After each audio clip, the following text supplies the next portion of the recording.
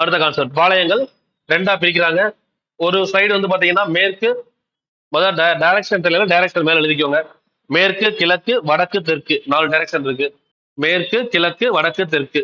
இதுல மேற்கும் கிழக்கும் தான் பாளையங்கள் பிரிக்கப்படுது. மேற்கு பாளையம் ஒரு சைடு, கிழக்கு பாளையம். மேற்கு பாளையத்துக்கு இன்னொரு பேரு மறவர் பாளையம் அப்படின்னு சொல்றாங்க. புலித்தேவர் கண்ட்ரோல் இருந்த பாளையம் மறவர் பாளையம் அப்படின்னு அழைக்கப்பட்டது. அது மாதிரி கிழக்கு சைடு இருந்த பாளையங்கள் வந்து நாயக்கர் பாளையம் அப்படின்னு அழைக்கப்பட்டது. வீரபாண்டிய கட்டபொம்மன் கண்ட்ரோல் இருந்தது. மேற்கு பாளையங்கள், கிழக்கு பாளையங்கள்.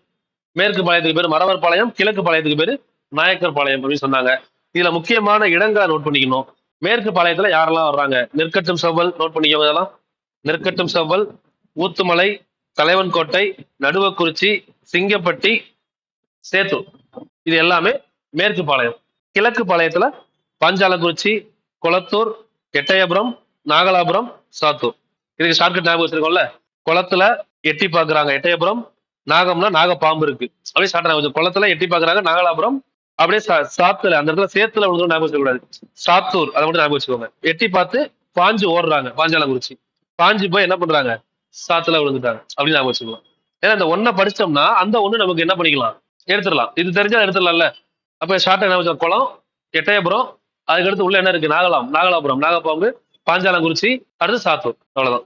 இல்ல பாஞ்சு போய் கட்டை எடுத்து வந்து சாத்துறாங்க அப்படின்னு ஞாபகம் வச்சுக்கோங்க. அடிக்கிறாங்கன்னு சொல்லுவாங்கல்ல, அப்படி ஞாபகம் வச்சுக்கலாம். இது மாதிரி நீங்க ஷார்ட்டா ஞாபகம் வச்சுட்டீங்கன்னா எடுக்க முடியும். இங்க மனப்பாடம் பண்ணிடும் உட்காந்து எக்ஸாம்ல போய் ரெண்டு கன்ஃபியூஸ் ஆயிரும் திடீர்னு. அதுக்கு ஒரு ஷார்ட்கட் மாதிரி போட்டு எழுதி வச்சிட்டீங்கன்னா அது மறக்காது. குளத்தூர், எட்டயபுரம், நாகலாபுரம், பாஞ்சாலங்குறிச்சி, சாத்தூர் எழுதிக்கோங்க. எழுதிட்டு இதோட தலைமையிடம், அதாவது இதுக்கு ஹெட் குவார்டர்ஸ் மாதிரி. மேற்கு பாளையங்களுக்கு தலைமை தாங்கியது யாரு அப்படின்னு பாத்தீங்கன்னா, ஃபர்ஸ்ட் நெற்கட்டும் செவ்வல் பகுதியை ஆட்சி செய்த பூலித்தேவர். நெற்கட்டும் செவ்வல் பகுதியை ஆட்சி செய்த பூலித்தேவர் தான் தலைமை தாங்கியிருப்பார். நெற்கட்டும் செவ்வல் பகுதியை ஆட்சி செய்த பூலித்தேவர்.